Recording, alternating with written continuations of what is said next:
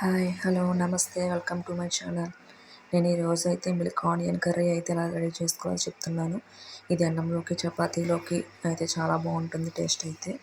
ముందుగా మనకు కావాల్సిన ఇంగ్రీడియంట్స్ అనేవి చూసుకుందాము. ఉల్లిపాయలు, టమాటాలు, పచ్చిమిర్చి, కరివేపాకు, కొత్తిమీర, గరం మసాలా. ఇది ఆప్షనల్ అండి, వీలైతే వేసుకోవచ్చు లేదంటే లేదు.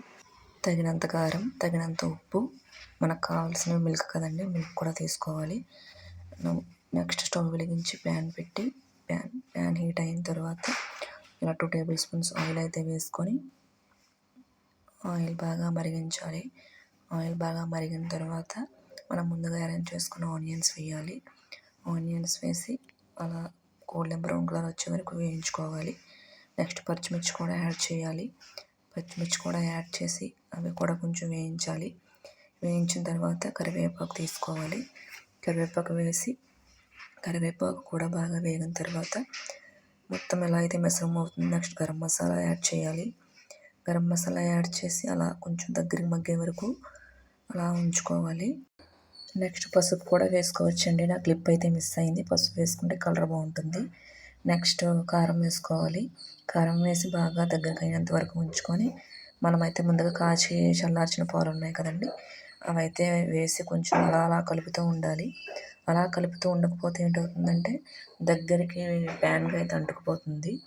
అందువలన ఇలా పొంగుతూ అస్సలు మూత అయితే పెట్టొద్దు. మూత పెడితే మొత్తం పొంగిపోతుంది.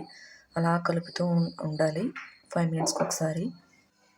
చూసారు కదండి, ఇలా మనం కలుపుతూ ఉంటే దగ్గరగా అయితే అవుతుంది. మనము ఎగ్ ఉక్కరలా అయితే అవుతుందో అలా దగ్గరగా అయితే అవుతుంది. చూసారు కదా ఎలా దగ్గరగా అయిందో. ఇలా దగ్గరగా అయిన తర్వాత దీన్ని మనం కొత్తిమీరతో గార్నిష్ చేసుకొని స్టవ్ అయితే ఆఫ్ చేసేయాలి. కొత్తిమీరతో గార్నిష్ చేసుకుంటే టేస్ట్ అయితే బాగుంటుంది. నేను పసుపు వేయకపోవడం వల్ల కొంచెం కలర్ అలా ఉంది, మిల్క్ కదండి. కర్రీ అయితే ఇలా ఉంది. అన్నంలోకి కానీ చపాతీలోకి కానీ చాలా బాగుంటుంది టేస్ట్ అయితే. మీరు కూడా ట్రై చేసి ఎలా ఉందో చెప్పండి. ఈ వీడియో కనుక మీకు నచ్చినట్టయితే లైక్ చేసి నా ఛానల్ అయితే కొంచెం ముందు నడిపిస్తారని అనుకుంటున్నాను. మీరు లైక్ చేయడం వల్ల కొంతమందికి షేర్ అవుతుంది. Thank you. By by.